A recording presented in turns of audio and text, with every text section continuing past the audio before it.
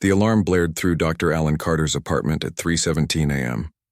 He fumbled for his phone in the darkness, knocking over a glass of water in the process. The caller ID showed it was NASA's emergency line. "Carter," he answered, his voice still, rough with sleep. "Doctor, this is Mission Control. We need you here immediately." Alan was fully awake now. As head of NASA's Extraterrestrial Intelligence Division, emergency calls at this hour could only mean one thing. "What have you found?" he asked, already moving to his closet. "Sir, we've detected a massive fleet entering our solar system. 37 vessels. Unlike anything we've ever seen." Alan froze, one arm in his shirt sleeve. "Human vessels?" "Negative. They're not ours, not Russian, not Chinese. They're not from Earth, sir." 20 minutes later, Alan rushed through the security checkpoints. At NASA headquarters, the control room was chaos. Scientists huddled around monitors, military officials speaking urgently into phones, and the giant main screen showing a cluster of objects moving steadily toward Earth. "Show me what we know," Alan said to Jerry, his deputy director. "The fleet appeared suddenly at the edge of our detection range," Jerry explained, pulling up images on his tablet. "They're moving at speeds we can't match with our current technology. Based on their trajectory, they'll reach Earth orbit in approximately 72 hours. Alan studied the grainy images. "Have they responded to communication attempts?" "We've tried all frequencies, even sent directed signals. Nothing." The phone on the wall rang. Jerry answered, then handed it to Alan. "It's the president." "Dr. Carter, I'm assembling the Security Council now," President Jack Moore said, his voice tense. "I need to know, are we looking at a first contact situation, or an invasion?" "Mr. President, it's too early to tell," Alan replied honestly. "But the size of the fleet and their direct approach suggest they know exactly where they're going. This isn't an exploratory mission. I'm activating the Space Defense Force. Lieutenant Wright will be your military liaison. Keep me updated hourly." At the Pentagon, Lieutenant Samantha Wright was reviewing the same data. At 34, she was the youngest officer ever to reach her position in the newly formed Space Defense Force. Her specialty was predicting and countering extraterrestrial threats, a job most had considered theoretical until today. "The formation suggests military precision," she told the Joint Chiefs. "They're maintaining perfect distance between vessels despite traveling at speeds that would tear our ships apart." General Howard Phillips leaned forward. "Weapons capabilities. Unknown, but their energy signatures suggest power generation far beyond our capabilities. If they're hostile, our conventional defenses would be like throwing rocks at a tank." "And your recommendation, Lieutenant?" Samantha hesitated. "We need more information, but we should prepare for the worst while attempting peaceful contact." The meeting was interrupted when an aide rushed in. "Sir, the President has ordered DEFCON 2. All forces worldwide are being mobilized." Frank Miller yawned and rubbed his eyes. The night shift at Mariposa Observatory in Colorado was usually quiet, giving him time to work on his research. Tonight was different. The unusual readings had kept him glued to his equipment for hours. Frank noticed something odd about the approaching fleet's energy signatures. They seemed to create subtle distortions in Earth's magnetic field. He ran the numbers again, then picked up his phone to call his former colleague, Dr. Lisa Johnson. Lisa answered on the fourth ring. "Frank, it's 4 a.m. "Lisa, check your email. I just sent you some data from the alien fleet. There's something weird about their propulsion system." He heard her sigh, then the clicking of keys. "Give me a minute." While waiting, Frank pulled up ancient mythology records on his second monitor. The energy pattern looked familiar. He'd seen it in old texts describing mythical creatures. "Frank," Lisa's voice came through suddenly, fully alert now. "These readings match the theoretical patterns in my paper on cross-dimensional energy." "That's not all," Frank said. "The signature matches descriptions in ancient texts about creatures called Draconians, dragon-like beings that supposedly visited Earth thousands of years ago. You think these are the same beings from mythology? Or maybe our ancestors encountered them and built myths around the experience." Either way, their technology seems to have a unique interaction with Earth's magnetic field. Over the next 48 hours, the world descended into barely controlled panic. Social media exploded with speculation. Religious leaders called for prayer. Stores were emptied of supplies. Streets in major cities filled with both protesters and those holding vigils. At the United Nations, emergency sessions ran continuously. Ambassador Susan Nelson argued passionately for restraint. We cannot assume hostile intent. This could be the most important moment in human history. First contact with another intelligent species. General Phillips countered, their approach is clearly military in nature. We must show strength or be perceived as weak. President Moore watched the debate from the White House Situation Room. On screens around him, military readiness reports streamed in alongside news coverage of worldwide reactions. What's the status of our experimental weapon systems? He asked his defense secretary. The orbital platforms are ready, sir, but untested against this type of threat. Moore nodded grimly. And evacuation protocols for government continuity? In progress. Bunkers are being prepared. The president stared at the main screen showing the alien fleet's approach. Let's hope we don't need them. On the morning of the third day, the fleet entered Earth orbit. The vessels were massive, each one nearly a mile long with strange angular designs that seemed to absorb rather than reflect light. They positioned themselves strategically around the planet. One massive ship directly over New York. Alan Carter and Samantha Wright stood in NASA's control center, watching the largest screen as it tracked each alien vessel. They could have attacked. Immediately, Samantha noted. The fact that they haven't might be a good sign. Alan wasn't so sure. Or they're just taking time to assess our defenses. His phone buzzed with a text from Frank Miller. Found something important. Coming with Lisa Johnson. ETA 3 hours.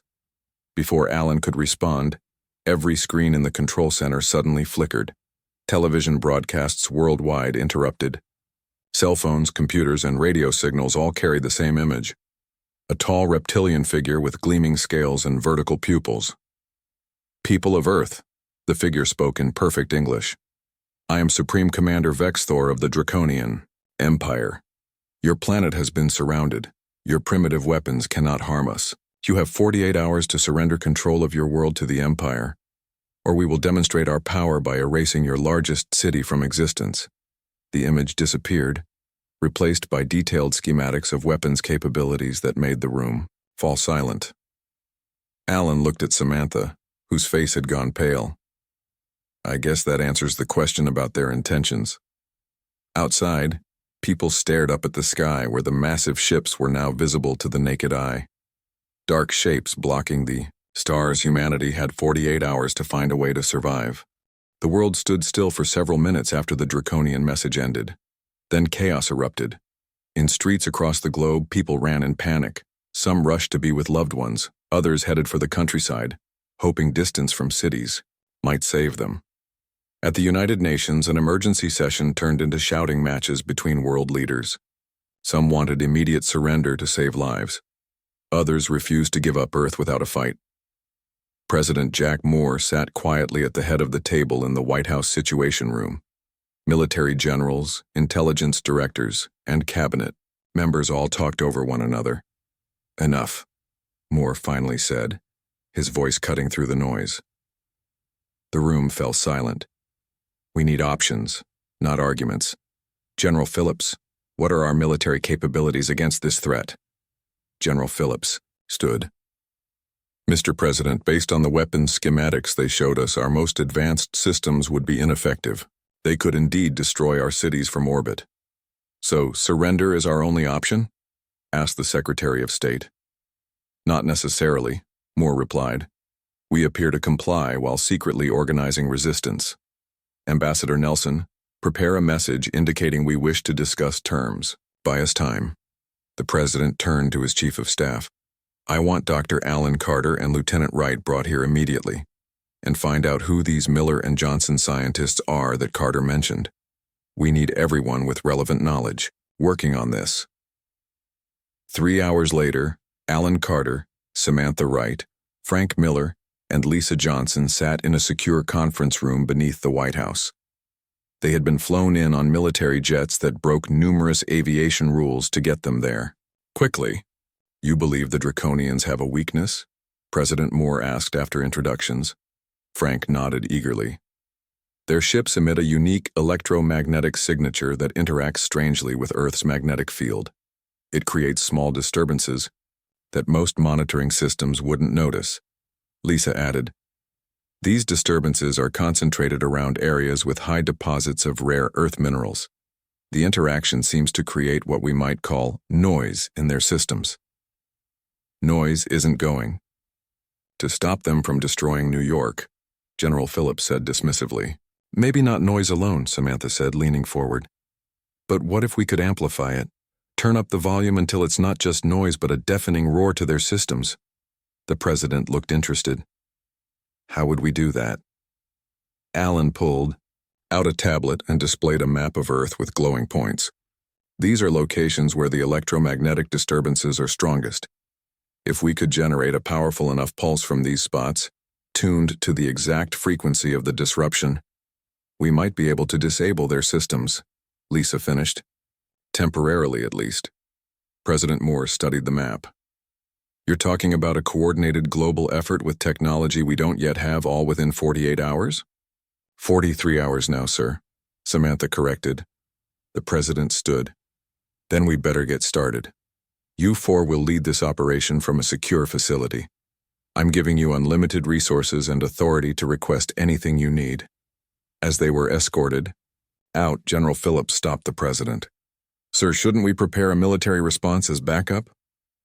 "We are," Moore replied quietly, "but not one they'll see coming."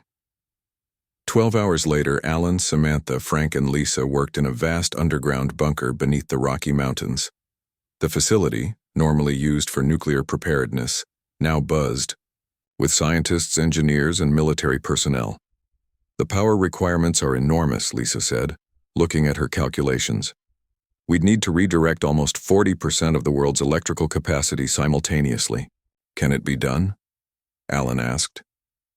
"Yes, but we'll need cooperation from every major nation," she replied. "And the timing must be perfect." Frank pointed to a screen showing Draconian ship positions. "Their formation has shifted slightly. They're placing more vessels over areas with fewer rare earth deposits. It's like they're avoiding the noise without realizing it." Samantha studied the pattern. "They're adapting instinctively, not consciously. That's good. It means they don't understand the weakness." A young engineer approached with a prototype device. "Dr. Johnson, we've built the pulse generator according to your specifications. It's ready for testing." Lisa took the device, a cylinder, about the size of a coffee thermos with complex circuitry inside. "Let's see if it works." They moved to a shielded testing chamber. Lisa activated the device, which emitted a soft hum. On nearby monitors, they could see electromagnetic readings spike dramatically. "It works," Frank exclaimed. "But is it strong enough?" Samantha asked. "Not yet," Lisa admitted. "We need to amplify it thousands of times and coordinate hundreds of these devices worldwide." Alan's phone rang. It was the president. "Progress report, Dr. Carter. We have a working prototype, sir, but deployment will be challenging. You have 30 hours left," the president reminded him. "I've spoken with other world leaders. Everyone is prepared to assist." In space, aboard the Draconian command ship, Supreme Commander Vex Thor observed Earth with growing impatience. The planet's primitive defenses were laughable: missiles that could be vaporized before reaching space, fighter jets that couldn't leave the atmosphere, and ground weapons that couldn't even scratch their hulls. "Any response to our ultimatum?" he asked his communications officer. "They have requested discussion of terms, Commander. Their leaders appear divided and frightened." Vex Thor's scaled lips curled into what passed for a smile among his kind. "As expected, these mammals have never faced a superior species before. Their terror amuses me." His science officer approached cautiously. "Commander, we've detected unusual energy readings from the planet's surface. Small power fluctuations in multiple locations. Weapons preparation?" Unlikely. The pattern makes no strategic sense, and the energy levels are too low to be threatening. Keep monitoring, Vexthor ordered. These humans are primitive, but we shouldn't underestimate their desperation. He turned back to the viewing screen showing Earth rotating slowly below. Such a blue planet, so rich in resources and biological diversity. The Draconian Empire would strip it bare within a decade, adding its wealth to their 1,000-world domain. Send a message to their leaders, Vexthor commanded. Tell them I will accept nothing less than complete surrender, and remind them, 24 hours remain before we demonstrate our power. Back in the bunker, Alan received the latest Draconian message with a grim face. They're not interested in negotiation, he told the team. Just submission. Samantha looked up from the tactical display. She was studying. Then we better make sure our plan works, because we won't get a second chance. Frank and Lisa entered with excited expressions. We've solved the power distribution problem, Lisa announced. And we've figured out how to synchronize the pulse generators globally. How many devices do we need? Alan asked. 117, Frank replied, placed at these specific coordinates. He handed over a tablet showing a map with marked locations. Samantha studied it. Some of these are in remote areas. Others are in major cities. All are near power stations that can provide the energy we need, Lisa explained. And all are at points where Earth's natural electromagnetic field is strongest. Alan nodded. I'll inform the president. We need to start deployment immediately. As the team split up to oversee different aspects of the operation, Alan felt a weight on his shoulders. The fate of humanity now rested on an untested theory: improvised technology and perfect global coordination. They had just under 24 hours to prepare for humanity's first, and possibly last, stand against an alien invasion. The next 18 hours passed in a blur of activity. Military transport planes took off from bases worldwide, carrying pulse generators and technical teams to the designated locations. In cities, power companies received urgent government orders to prepare for unprecedented energy redirection. World leaders addressed their frightened citizens, urging calm without revealing the true plan. Inside the Rocky Mountain bunker, Alan Carter hadn't slept in over 30 hours. He stood before a massive wall screen showing the status of each pulse generator site. 63 green dots indicated completed installations. 54 were still yellow, meaning in progress. We're cutting it close, Samantha said, joining him with 2 cups of coffee. She handed one to Alan. Too close, he agreed, accepting the coffee gratefully. The Draconian's deadline is in 6 hours. We need all sites operational in 5 to allow for final testing. Frank Miller rushed into the command center, his normally calm demeanor replaced with excitement. Alan, Lisa's made a breakthrough. You need to see this. They hurried to the lab section where Lisa Johnson stood surrounded by holographic displays showing complex equations and electromagnetic field patterns. I've been analyzing the interaction between our pulse and the Draconian energy signatures, Lisa explained. The effect will be much stronger than we initially calculated. How much stronger? Samantha asked. Strong enough that we might not just disable their systems temporarily, Lisa replied. The pulse could create a cascading failure in their dimensional phase technology. Alan looked confused. Dimensional phase? Yes. Lisa pointed to her equations. Based on all our readings, the Draconians aren't just using advanced propulsion, they're partially phase-shifted between dimensions. It's how they appeared so suddenly at the edge of our solar system. They exist partly in our reality and partly in another.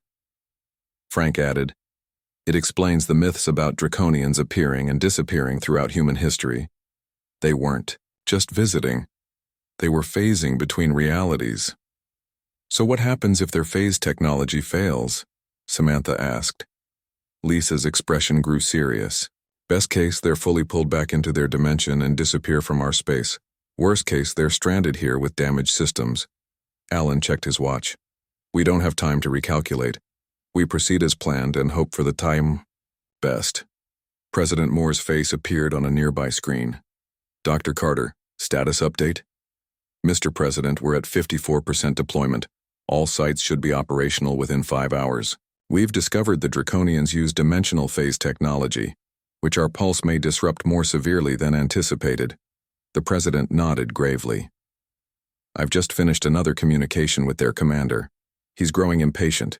I don't think he'll wait the full 48 hours. Sir, we need every minute, Alan urged. I'll do what I can to stall him, Moore promised. But be prepared to activate early if necessary. On the Draconian command ship, Vexthor grew increasingly irritated with human evasiveness. Their leaders spoke of surrender terms but requested clarifications that seemed designed only to waste time. Enough delay tactics, he growled to his officers. Prepare the primary weapon. We will destroy one of their smaller cities as a demonstration. That should accelerate their decision process. His science officer approached with a data tablet. Commander, those energy fluctuations we detected have increased in frequency and strength. They're now appearing at multiple locations around the planet. Could they be preparing some kind of defense? Vexthor asked. Unlikely. The energy pattern is unusual, not weapons grade but creating strange ripples in the local space-time fabric. Vexthor considered this information. How might this affect our ships? Minimal impact expected, Commander. Our phase shields should protect us from any primitive Earth technology. Nevertheless, move our ships to higher orbit as a precaution and accelerate our timeline. We will demonstrate our power in 3 hours instead of 6. Back in the bunker, alarms suddenly blared. Samantha rushed to the tactical display.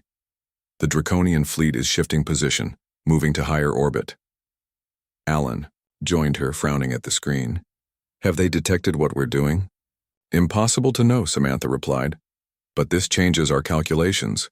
The pulse strength will be weaker at greater distance. Lisa quickly ran new simulations. We need to increase power by 23% to compensate. The power grids will be pushed beyond safety limits. Will it work? Alan asked. Yes, but with higher risk of grid failures and blackouts across entire continents. Frank, who had been monitoring communications, looked up with alarm. Worse news.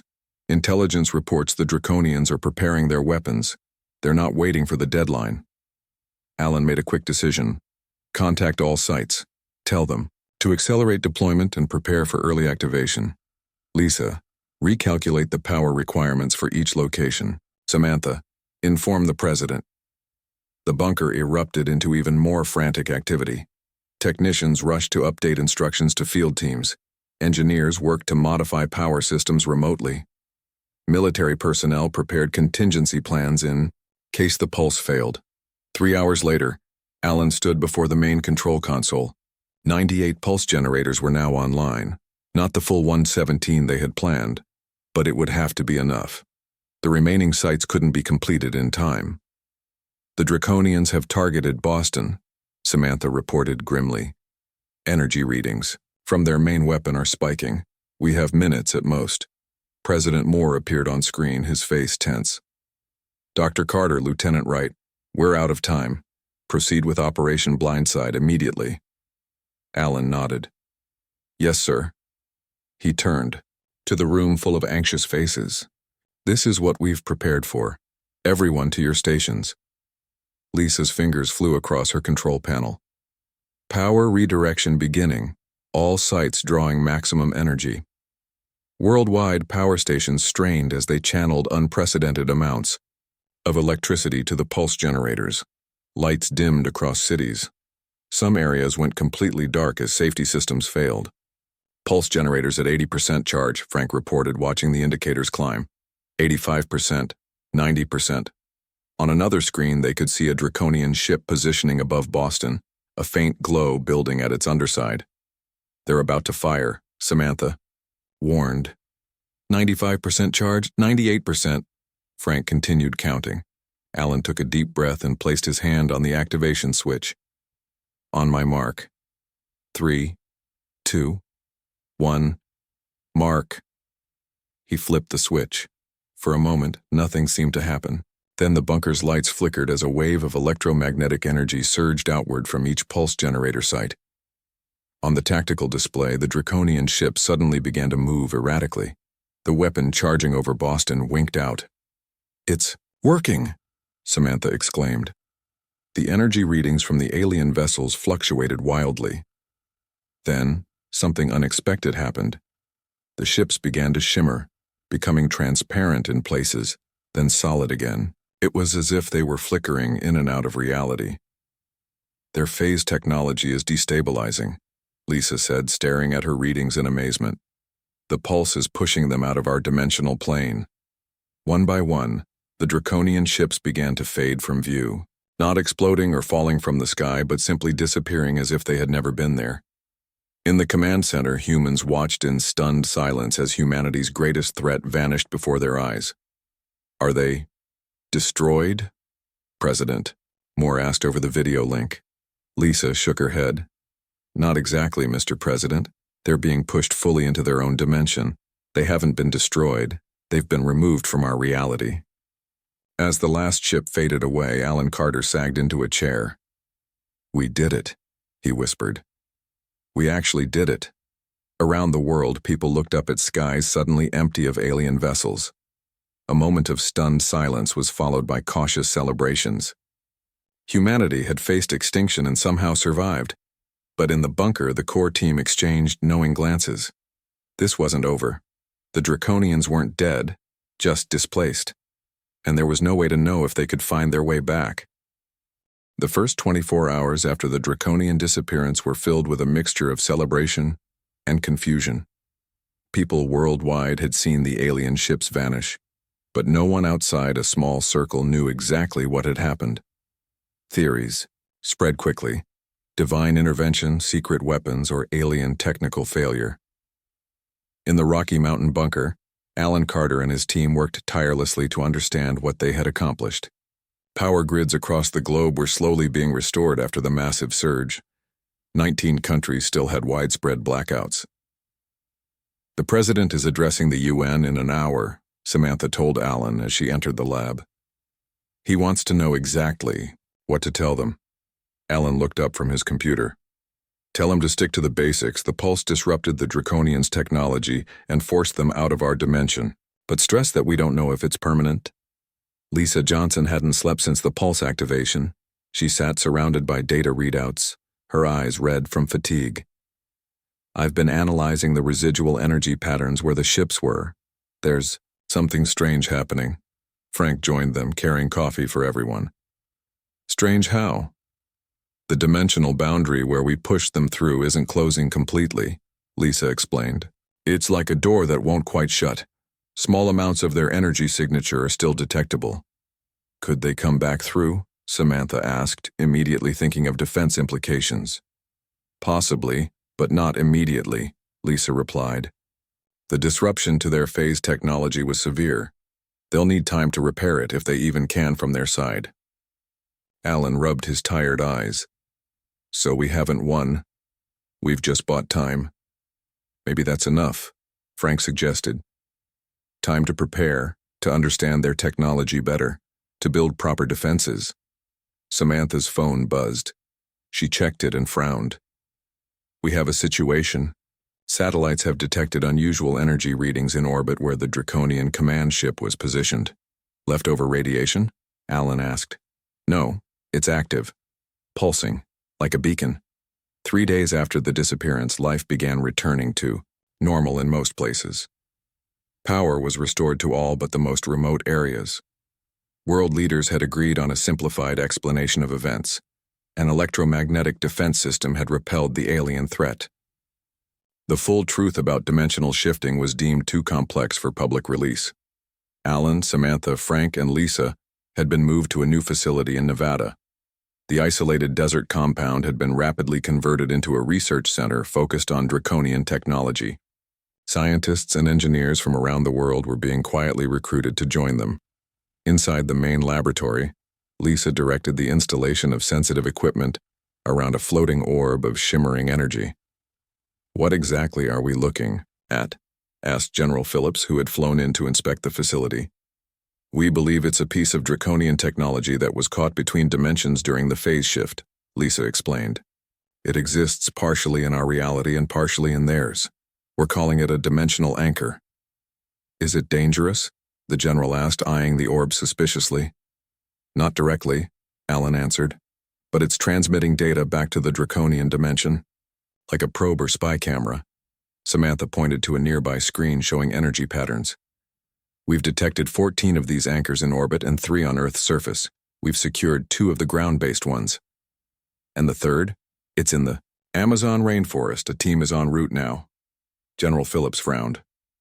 So they're watching us, learning about us. Yes, Frank confirmed. And potentially looking for weaknesses in our defense, ways to counter the pulse if they attempt to return. The general turned to Alan. The president wants to know if we could launch a preemptive strike. Use this technology to send something to their dimension. Alan shook his head. Much too risky. We barely understand how the technology works. We could end up causing a catastrophic dimensional collapse, or giving them a clear path back to our reality. Then what do you suggest? We study the anchors, learn everything we can about their technology, and we prepare better defenses in case they return. In Washington, President Moore faced difficult questions from the world's leaders. Many demanded access to the pulse technology, seeing it as the ultimate defense system. Others wanted to use the dimensional anchors to attempt communication with the Draconians. The situation remains delicate, Moore explained to the special UN committee. The technology that saved us is not fully understood. Attempting to weaponize or replicate it without proper research could lead to disaster. Ambassador Nelson supported him. We need a unified approach. This is not about national advantage but human survival. After hours of debate, an agreement was reached. A new international organization would be formed, the Earth Defense Initiative. It would coordinate research into the alien technology and develop planetary defense systems. All nations would contribute resources and expertise. President Moore called Alan with the news. You're being appointed as scientific director. Lieutenant Wright will head the military division. Sir, I'm a researcher, not an administrator, Alan protested. You're the person who saved Earth, Dr. Carter. People trust you. Besides, someone needs to keep the politicians from doing something reckless with this technology. 1 week after the Draconian disappearance, Samantha Wright led the first space mission to examine the dimensional anchors in orbit. Their shuttle approached the largest anchor, which hovered where the Draconian command ship had been. Approach slowly, Samantha instructed the pilot. Maintain distance of 100 meters. Through the shuttle windows, they could see the anchor, a swirling vortex of energy about the size of a car.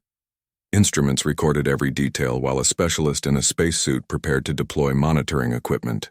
Energy output is stable, reported the science officer. No sign of expansion or weight. Something's changing. Samantha looked at her readouts. The anchor's energy pattern had shifted suddenly. Pull back. Increase distance to 500 meters. Before the shuttle could move, the anchor pulsed brightly. A beam of light shot from it, scanning the shuttle from end to end. Then it returned to its previous state. What just happened? Samantha demanded. It scanned us, the science officer replied, checking his instruments. Collected data on our vessel. They're definitely watching, Samantha said grimly. Get that monitoring equipment deployed and let's return to base. We need to report this immediately. As their shuttle turned back toward Earth, Samantha looked out at the stars. Somewhere beyond their view in another dimension, the Draconians were likely planning their return. The victory humanity had celebrated might be only temporary. Back at the Nevada facility, Alan received Samantha's report with growing concern. The dimensional anchors were more active than they had initially appeared. The Draconians weren't just observing, they were actively gathering intelligence. We need to accelerate our research, he told his team. The Draconians were surprised once. They won't be surprised again. Lisa nodded in agreement. They'll be looking for ways to counter the pulse technology. Then we better find new ways to use it, Frank suggested, or develop something they won't expect. Alan looked at the map showing the locations of all known anchors. The Draconians thought we were primitive and easily conquered. Now they know. Different. The question is, what will they do with that knowledge? The answer would determine Earth's future, and whether humanity's surprising victory would lead to lasting peace or only delay an inevitable war. 1 month after the Draconian disappearance, the Earth Defense Initiative headquarters opened in Geneva, Switzerland. The massive complex housed thousands of scientists, engineers, and military personnel from around the world. At its center stood the Dimensional Research Laboratory, where the 2 recovered anchors were studied day and night. Alan Carter walked through the busy halls, nodding to colleagues as he made his way to the morning briefing. The past weeks had been exhausting but productive. They had learned more about dimensional physics than humanity had discovered in its entire previous history. He entered the conference room where Samantha, Frank, and Lisa were already waiting, along with representatives from various countries. Good morning, Alan began. Let's start with the anchor status report. Lisa stood and activated the wall display. We've identified a total of 23 dimensional anchors, 17 in orbit and 6 on Earth. We've secured 4 of the ground-based, ones for study. The remaining 2 are in locations too difficult to access safely, one in the Mariana Trench and one inside an active volcano in Iceland. Are they all still active? Asked the Chinese representative. Yes, but with varying levels of energy. Some appear to be purely observational, while others are collecting specific data about our technology, especially our power grids and communication systems. Frank continued. We've also detected patterns in their data transmission. They send pulses of information at regular intervals, like reporting back to headquarters. Can we block the transmissions? Samantha asked. Not yet, Lisa replied. The signals travel through dimensional space, not our normal reality. Blocking them would require technology we're still developing. Alan moved the meeting forward. Now, for the defensive preparations update. Samantha took over. We've established 50 permanent pulse generator sites around the globe, hardened facilities that can't be easily detected or destroyed. Each can operate independently if needed. We've also developed mobile generators that can be deployed rapidly to create new defensive points. What about offensive capabilities? Asked the Russian military representative. Alan and Samantha exchanged glances before Alan answered carefully. We're researching possible applications of the technology that might allow us to act across dimensions, but that research is preliminary. Our priority remains defense. The meeting continued with updates on global recovery efforts and public information campaigns. When it concluded, Alan asked his core team to stay behind. There's something I haven't shared with the full committee yet, he said once they were alone. The energy readings from the anchors changed 3 days ago, all of them simultaneously. Lisa looked alarmed. What kind of change? A frequency shift. Subtle, but definitely intentional. Frank immediately understood the implications. They're preparing for something. That's my assessment as well, Samantha agreed. How long do we have? Alan shook his head. Impossible to know. Days, weeks, months. But I believe they're coming back. 2 days later, at 3:42 a.m. Geneva time, alarms blared throughout the EDI headquarters. Alan rushed from his on-site quarters to the command center, still pulling on a jacket over his pajamas. Status. Report, he demanded as he entered. The duty officer looked up from his console. All anchors have suddenly increased energy output by 400%. They're synchronizing their frequencies. Samantha arrived moments later, followed by Frank and Lisa. They watched as the main screen showed energy readings spiking across all monitored anchors. This is it, Lisa said quietly. They're creating a pathway back to our dimension. Samantha was already issuing orders. Activate all pulse generator sites, full power, and alert all world governments to implement emergency protocols. Wait, Frank said, studying the data pattern. This is different from their previous technology signature. They've modified their approach. Lisa quickly analyzed the readings. He's right. They've adjusted their phase frequency to resist our pulse. If we use the same settings as before, it won't be as effective. Can we adjust our pulse to counter? Alan asked. Yes, but I need time to calculate the new parameters. Samantha checked the energy readings. Based on the build-up rate, we have about 40 minutes before something comes through. Get to work, Alan told Lisa. Frank, help her. Samantha and I will coordinate the global response. The next 30 minutes were a blur of activity. Lisa and Frank raced to recalculate the pulse settings while Alan and Samantha mobilized defenses worldwide. Military forces moved to protect major cities. Civilian emergency broadcasts advised people to remain indoors. "I've got it," Lisa finally announced. "The new frequency parameters. But there's a problem. The power requirements are much higher. We risk burning out the generators." "Better than letting the Draconians return at full strength," Samantha argued. Alan made the decision. "Transmit the new settings to all sites. Prepare for activation on my command." As the countdown reached 5 minutes, the anchors began to visibly expand. The two in the laboratory grew from basketball size to nearly filling their containment chambers. "Energy levels still climbing," Frank reported. "They're creating stable dimensional gateways." Through the expanding anchors, they caught glimpses of another reality, strange landscapes and massive structures. And ships. Hundreds of Draconian ships preparing to enter. "Now or never," Samantha said. Alan gave the order. "Activate all pulse generators." Around the world, the enhanced pulse generators powered up. The strain on power grids was immediate, with rolling blackouts spreading across continents. But the pulse wave expanded, washing over each anchor. The effect was dramatic but different from the first encounter. Instead of disappearing, the anchors began to contract. The glimpses of the Draconian dimension became smaller, like windows slowly closing. "It's working," Lisa said, "but not completely. The anchors are resisting collapse." Through the shrinking gateways, they could see Draconian ships struggling to push through before the openings closed. One vessel, smaller than the others, managed to partly emerge into Earth's dimension, half in, half out, before becoming stuck as the gateway contracted around it. "Increase power to maximum," Alan ordered. "Everything we've got." The pulse generators pushed beyond their safety limits. Across the globe, power systems failed catastrophically, but the final surge of energy forced the anchors to close completely. The half-emerged Draconian ship sheared in two, the portion in Earth's dimension crashing into the Atlantic Ocean. As the last anchor sealed, the team stared at each other in exhausted relief. "Did we win?" Frank asked. "For now," Lisa replied.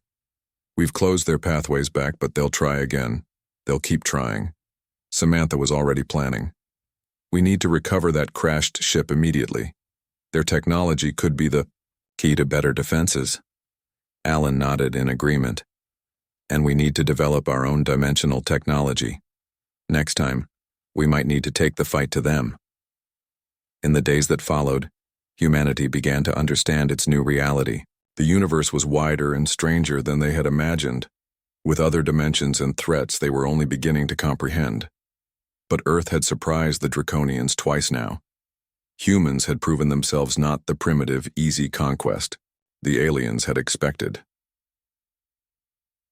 6 months later, at a new EDI research facility built around the recovered Draconian ship, Alan Carter stood before a prototype dimensional gateway of human design.